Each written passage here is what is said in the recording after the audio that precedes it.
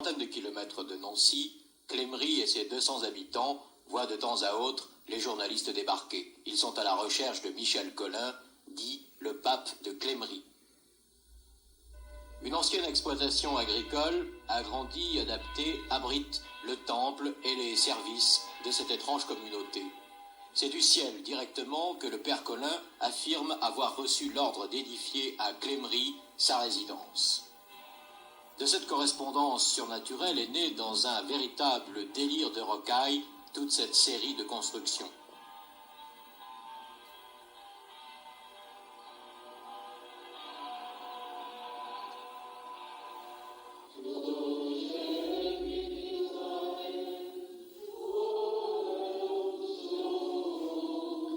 Michel Colin, né à Péchy, Moselle, en 1905, études au petit séminaire de Metz, ordonné prêtre à Lille par le cardinal Liénard en 1933, exerce des ministères occasionnels de 1935 à 1950 à Nancy, Metz, Strasbourg, Poitiers et Valence.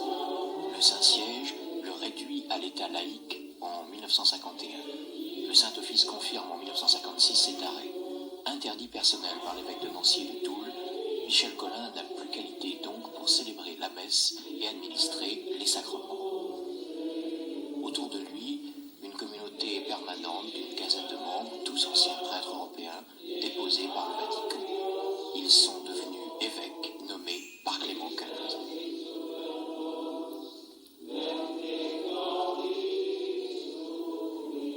Des chauffeurs et une petite escorte personnelle complètent cette maison pontificale. Actuellement, vous avez des ennuis avec l'administration française. Je n'ai pas d'ennuis, monsieur. C'est eux qui ont des ennuis. Moi, je n'ai pas d'ennuis en faisant la vérité de Dieu. Les injustices ne sont pas des ennuis pour moi. Vous avez excommunié le directeur général des impôts. Non, c'est Dieu qui l'a excommunié, monsieur. Pour vos injustices criantes, mensonges, menaces, réclamations en 10 jours de 27 millions d'impôts sur des revenus prouvés inexistants, vu votre haine et votre persécution contre Clément XV et l'Église rénovée, vous êtes excommunié, condamné, déposé par Dieu qui va vous le prouver. Nous demandons instamment justice au président Pompidou, annulation des impôts. Pour vous, Paul VI est un pape schismatique. Pour nous, c'est le faux pape. Vous dites schismatique, en tout cas, il est hérétique. Et pour nous, c'est Clément XV.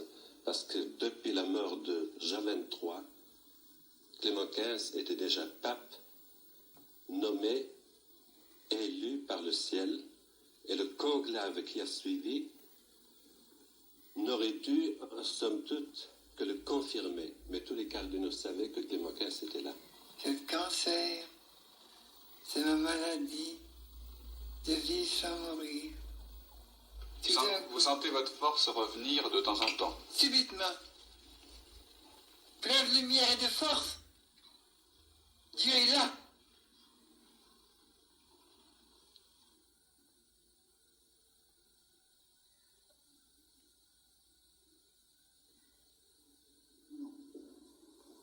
Voilà un document étonnant qui avait été tourné en 1972 en ce qui concernait bien sûr les images en noir et blanc par Jimmy Joncar.